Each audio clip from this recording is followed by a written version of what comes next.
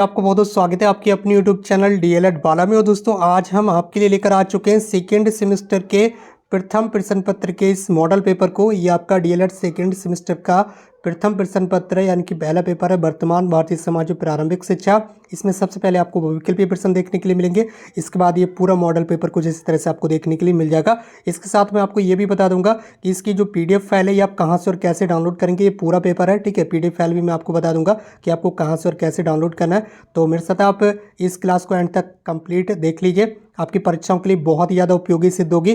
तो चलिए दोस्तों, ज़्यादा टाइम ना वेस्ट करते हुए आज के इस क्लास को स्टार्ट करते हैं। और इसमें सबसे पहला प्रश्न आपको देखने के लिए मिल रहा होगा बहुविकल्पीय प्रश्न। आपको पता ही होगा ये टोटल 50 नंबर का क्वेश्चन पेपर होता है और यहाँ पर आपको इसमें 2 घंटे का जो समय है वो परीक्षा के प्रश्न पत्र को सॉल्व करने के लिए मिल जाता है, ठीक है।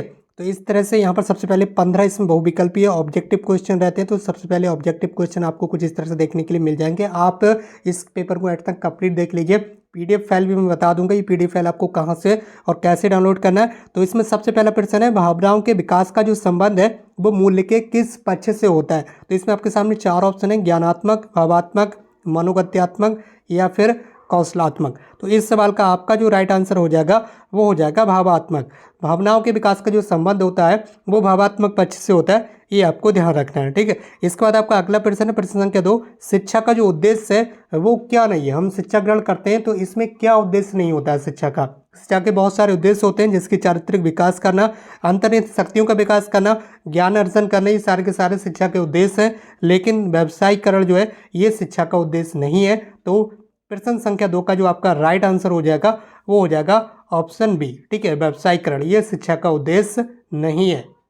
और दोस्तों इसी के साथ बढ़ रहे हैं हम अपने अगले प्रश्न को। प्रश्न संख्या 3 आपके सामने स्क्रीन पर है। वैदिक कालीन जो शिक्षा थी उसमें किस तरह की व्यवस्था थी। शिक्षा कैसी थी, क्या शुल्क लिया जाता था, क्या शिक्षा बड़े बड़े भवनों में होती थी, या शिक्षा पर राज्य का नियंत्रण था, या फिर शिक्षा पूर्ण रूप से निःशुल्क होती थी। तो इस सवाल का आपका जो राइट आंसर होगा वो होगा ऑप्शन डी, ठीक है, ऑप्शन डी, ठीक है। वैदिक कालीन जो शिक्षा थी वो पूरी तरह से फ्री होती थी, यानी कि निःशुल्क होती थी। इसी के साथ बढ़ रहे हैं अपने अगले प्रश्न की ओर। ये क्लासेस आपके लिए बहुत ज़्यादा उपयोगी सिद्ध होगी आपकी परीक्षाओं के लिए। आपको पता ही है 3 अप्रैल से आपकी परीक्षाएं स्टार्ट होने जा रही है। तो 3 अप्रैल को पहला पेपर ही है आपका फर्स्ट पेपर वर्तमान भारतीय समाज और प्रारंभिक शिक्षा, जिसका मॉडल पेपर यहाँ पर आपको देखने के लिए मिल रहा है। तो अगला प्रश्न आपके सामने स्क्रीन पर प्रश्न संख्या 4, बौद्ध शिक्षा का जो प्रमुख केंद्र था वो कौन सा होता था। बौद्धकालीन शिक्षा में जो प्रमुख केंद्र थे शिक्षा देने के लिए वो कौन कौन से थे। तो यहाँ पर सबसे पहले 4 ऑप्शन आपके सामने, नालंदा है, गया है, गुजरात है और बंगाल है। तो बौद्ध शिक्षा के प्रमुख केंद्र थे आपके तक्षशिला, ठीक है। कौन कौन से थे, तक्षशिला और नालंदा, ठीक है। तो नालंदा का नाम यहाँ पर आपका दिया हुआ है, तो ऑप्शन ए आपका जो राइट आंसर हो जाएगा, ठीक है। अगर नालंदा की जगह पर तक्षशिला दिया हुआ रहता तब भी आप तक्षशिला कोई ऑप्शन लगाते, लेकिन यहाँ पर दिया हुआ नालंदा, तो ये ऑप्शन आपका राइट आंसर हो जाएगा, ऑप्शन ए। इसी के साथ आपका अगला प्रश्न प्रश्न संख्या 5, भारत में आधुनिक, ठीक है, मॉडर्न एजुकेशन का जन्मदाता किसे कहा जाता है। भारत में आधुनिक शिक्षा का जो जन्मदाता है वो किसे कहा जाता है, ये यहाँ पर आपको बताना है। तो भारत में मॉडर्न एजुकेशन का जो जन्मदाता है वो चार्ल्स ग्रांट को कहा जाता है। किसे कहा जाता है, चार्ल्स ग्रांट को। कहीं कहीं पर आप लॉर्ड मैकाले भी देखने के लिए मिल जाएगा, कहीं पर भी आपको लॉर्ड मैकाले भी देखने के लिए मिल जाएगा, लेकिन यहाँ पर आपका जो राइट आंसर होगा चार्ल्स ग्रांट। इसी के साथ अगला प्रश्न आपका प्रश्न संख्या 7, कौन सी जो रचना है वो रूसो की नहीं है। तो इस सवाल का राइट आंसर आपको बताना है। यहाँ पर 4 पुस्तकों के जो नेम है वो आपको देखने के लिए मिल रहे हैं, the laws, the new Heloise, Emile and the social contract. तो इसमें से 3 पुस्तकें जो हैं जो कि रूसो के द्वारा रचना की गई है, जिसकी एमिल हो गया आपका, द न्यू हेलॉज हो गया, द सोशल कॉन्ट्रैक्ट हो गया, ये सारी की सारी पुस्तकें रूसो के द्वारा लिखित हैं। लेकिन आपकी जो पुस्तक है द लॉज, ठीक है, द लॉज, ये पुस्तक रूसो के द्वारा लिखित नहीं है। तो इस सवाल का आपका राइट आंसर हो जाएगा आपका ऑप्शन ए। इसी के साथ बढ़ रहे हैं अपने अगले प्रश्न की ओर। प्रश्न संख्या 8 है, शिक्षा की प्रथम पाठशाला, ठीक है, फर्स्ट स्कूल, ठीक है। तो शिक्षा की प्रथम पाठशाला किसे कहा जाता है, राज्य को कहा जाता है, परिवार को कहा जाता है, समाज को कहा जाता है, या समुदाय को कहा जाता है। तो इस सवाल का आपका राइट आंसर हो जाएगा यहाँ पर ऑप्शन बी। शिक्षा की जो प्रथम पाठशाला है, जो फर्स्ट स्कूल है, कहा जाता है वो कहा जाता है आपके परिवार को, ठीक है, आपकी फैमिली को, ठीक है। बच्चा फैमिली से ही धीरे धीरे कुछ ना कुछ सीखता रहता है बचपन से ही, ठीक। तो प्रथम जो पाठशाला है वो कहा जाता है परिवार को, ठीक। इसके बाद आपका अगला प्रश्न है प्रश्न संख्या 9, राष्ट्रीय बाल श्रम नीति कब घोषित की गई थी? क्या 1972 में की गई थी घोषित, या 1980 में, क्या 1987 में, 1990 में? तो इस सवाल का आपका जो राइट आंसर हो जाएगा वो हो जाएगा आपका 1987। क्या हो जाएगा? 1987। ठीक है, तो प्रश्न संख्या 9 का राइट आंसर हो जाएगा राष्ट्रीय बाल श्रम नीति कब घोषित की गई थी? 1987 में। इसके साथ आपका अगला प्रश्न है प्रश्न संख्या 10 है, जिसमें आपसे पूछा गया कि निम्नलिखित में से प्रकृतिवाद का जो संस्थापक है वो कौन है, यहाँ पर आपको बताना है। तो प्रकृतिवाद का संस्थापक कौन है? क्या अरस्तू है, क्या प्लेटो है, क्या रूसो है, क्या ओटावे है? तो इस सवाल का आपका जो राइट आंसर हो जाएगा वो हो जाएगा ऑप्शन सी। ठीक है, प्रकृतिवाद का संस्थापक कौन है? ये है रूसो। ठीक है, प्रकृतिवाद का संस्थापक रूसो। अगला प्रश्न आपके सामने स्क्रीन पर संख्या 11, सत्यार्थ प्रकाश पुस्तक के लेखक कौन है? तो ये वेरी इंपॉर्टेंट क्वेश्चन है, इस पर आप वेरी इंपॉर्टेंट लगा लीजिए। ये क्वेश्चन बार बार परीक्षाओं में रिपीट हो रहा है और ये कॉम्पिटिटिव एग्जाम्स में भी लगातार पूछा जाता है। तो इस सवाल में आपके सामने 4 ऑप्शन है, स्वामी दयानंद सरस्वती, विवेकानंद, शंकराचार्य या फिर टैगोर। तो इस सवाल का आपका जो राइट आंसर हो जाएगा वो हो जाएगा ऑप्शन ए, स्वामी दयानंद सरस्वती। ठीक है, क्या हो जाएगा आपका राइट आंसर? स्वामी दयानंद सरस्वती के द्वारा सत्यार्थ प्रकाश पुस्तक की जो रचना है वो की गई है। और दोस्तों इसी के साथ आपका अगला प्रश्न आपके सामने स्क्रीन पर, इस क्लास को शेयर जरूर कीजिए अपने फ्रेंड्स के साथ। अगर आप चैनल पर नए हैं तो चैनल को सब्सक्राइब कर लीजिए। अगला प्रश्न है प्रश्न संख्या 12, विश्व जल दिवस। ठीक है, विश्व जल दिवस कब मनाया जाता है? 17 फरवरी को, 11 सितंबर को, 22 जून को या फिर 22 मार्च को? तो इस सवाल का आपका जो राइट आंसर हो जाएगा वो हो जाएगा 22 मार्च। ठीक है, क्या हो जाएगा?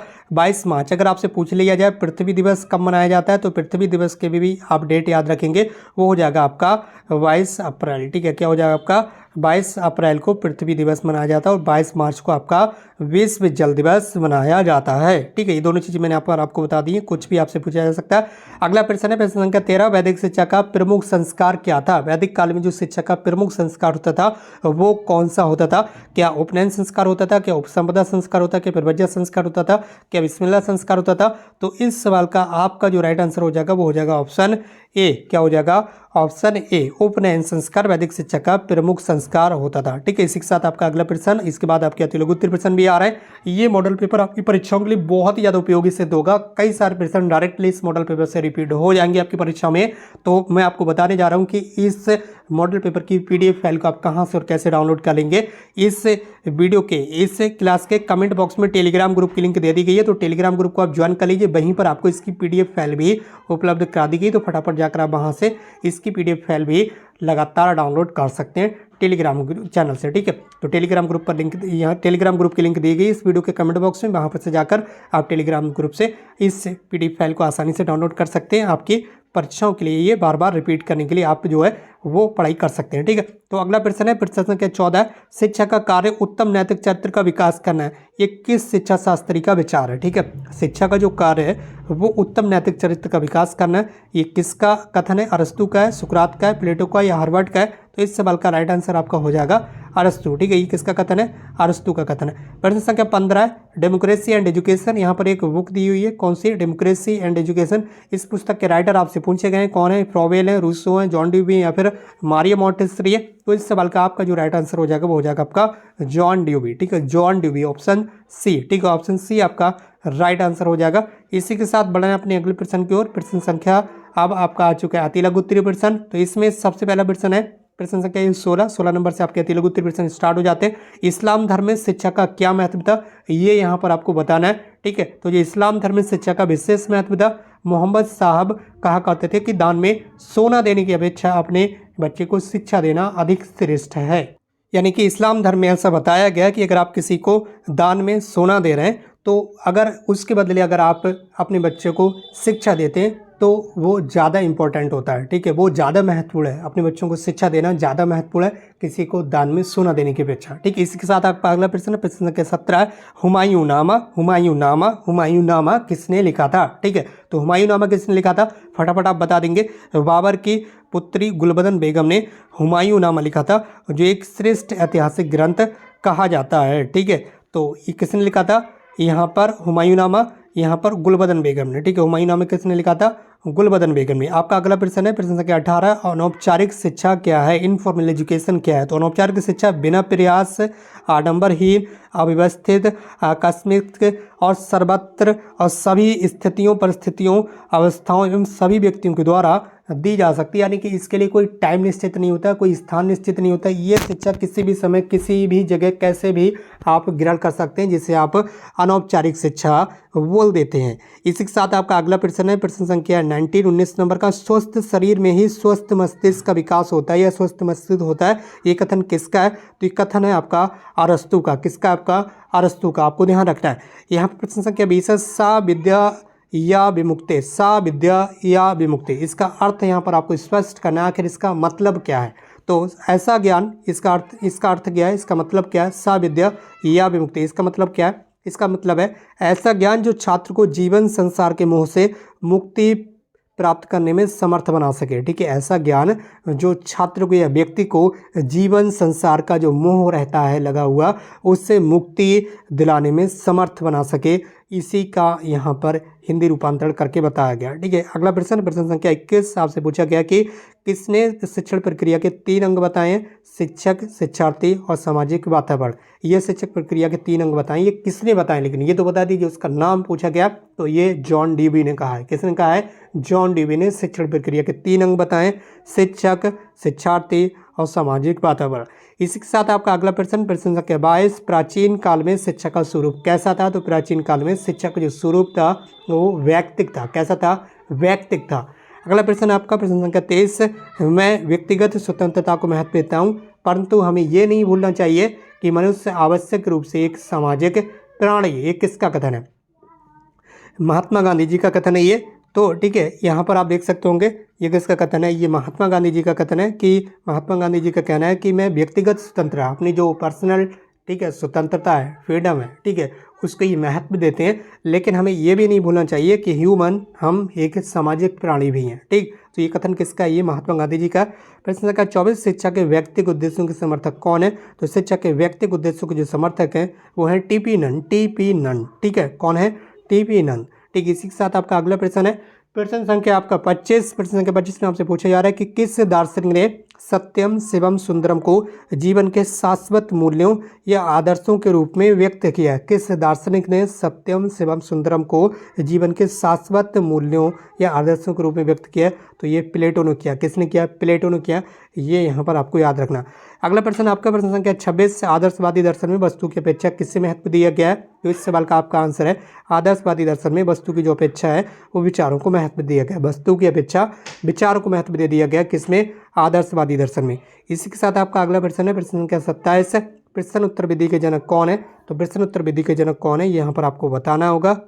तो दोस्तों यहाँ पर प्रश्न उत्तर विधि के जो जनक हैं वो आपके सुकरात। ठीक है, सुकरात। ऊपर एक प्रश्न का आंसर यहाँ पर गलत हो चुका है, तो उसे यहाँ पर आप देख लेंगे। प्रश्न संख्या 6 में ये प्रश्न है आपका। ठीक है, प्रश्न संख्या 6 में यहाँ पर आपसे पूछा गया है प्लेटो के बारे में। ठीक है, तो प्लेटो के बारे में पूछा गया कि प्लेटो ने मुख्य रूप से किस शिक्षण पद्धति का प्रतिपादन किया था?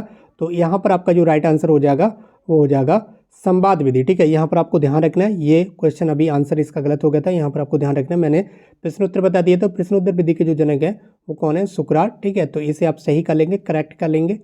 सुकरात नहीं है। सुकरात किसके जनक है? ये प्रश्न उत्तर विधि के जनक है। सुकरात प्रश्न उत्तर विधि के जनक है और प्लेटो जो है वो संवाद विधि के जनक है। तो इस सवाल का आपका राइट आंसर होगा ऑप्शन बी। ठीक है, इसे आप करेक्ट कर लेंगे एक बार। जितने भी भाई बहन यहाँ पर देख रहे हैं सभी का बहुत बहुत धन्यवाद, और जितने भी नए भाई बहन हैं चैनल को सब्सक्राइब करके जुड़ जाएं। अगला प्रश्न आपके सामने स्क्रीन पर आ चुका है, और यहाँ प्रश्न उत्तर विधि के जनक मैंने आपको बता दी, ये सुकरात जी हैं, और प्लेटो जो है वो संवाद विधि के जनक है। अगला प्रश्न आपका प्रश्न संख्या 28, फ्रोवेल के अनुसार शिक्षा का प्रथम उद्देश्य क्या है? तो फ्रोवेल के अनुसार शिक्षा का जो प्रथम उद्देश्य है वो शरीर और आत्मा को बंधन से मुक्त करना है। इसके लिए शिक्षा का समुचित वातावरण तैयार किया जाना चाहिए। ठीक है, फ्रोवेल के अनुसार शिक्षा का जो प्रथम उद्देश्य है वो शरीर और आत्मा को बंधन से मुक्त करना है। शरीर और आत्मा को बंधन से मुक्त करना है, और इसके लिए शिक्षा का समुचित वातावरण भी तैयार किया जाना चाहिए। ये आपको यहाँ पर ध्यान रखना है। ठीक है, इसी के साथ आपका अगला प्रश्न है प्रश्न संख्या 29, जनसंचार से आप क्या समझ सकते हैं, यानी कि कम्युनिकेशन से आप क्या समझते हैं? तो सामान्यतः जनसंचार के साधन से तात्पर्य ऐसे अभिकरण से है जिनके प्रयोग से विभिन्न प्रकार की सूचनाएं, स्पष्टीकरण, प्रश्न आदि दूर दराज के क्षेत्रों में लगभग प्रत्येक व्यक्ति तक पहुँचाने का प्रयत्न किया जाता है। जैसे कि आपका टेलीविजन हो गया, ठीक है, न्यूज़ हो गया, इन सभी के माध्यम से क्या होता है, जो और दोस्तों इसी के साथ आपका अगला प्रश्न है, प्रश्न संख्या 30 है। ये अति लघु 30 प्रश्नों का अंतिम प्रश्न है। मॉन्टेसरी ने अपने शिक्षण सिद्धांतों को कितने भागों में बांटा है? तो मॉन्टेसरी ने अपने शिक्षण सिद्धांतों को 3 भागों में बांट दिया। ये 3 भाग कौन कौन से हैं आप देख सकते होंगे।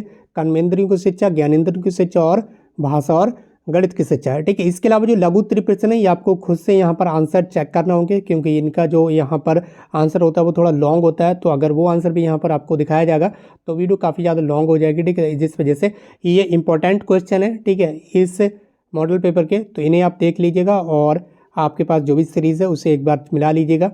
ठीक है, इन क्वेश्चंस को एक बार जरूर पढ़ लीजिएगा। ये आपके इंपॉर्टेंट क्वेश्चन है। ठीक है, इंपॉर्टेंट क्वेश्चन आपके मॉडल पेपर के ही क्वेश्चन है। इन सभी क्वेश्चन को आप देख लीजिएगा। और ये जो पीडीएफ फाइल है ये आपको हमारे टेलीग्राम ग्रुप पर दे दी गई है। टेलीग्राम ग्रुप की लिंक इस वीडियो के कमेंट बॉक्स में, वहाँ से जाकर आप इस पीडीएफ फाइल को आसानी से डाउनलोड कर सकते हैं। बाकी दोस्तों आज की इस क्लास को यहीं पर समाप्त करते हैं। हमसे जुड़ने के लिए बहुत बहुत धन्यवाद। Thank you so much for connecting with us.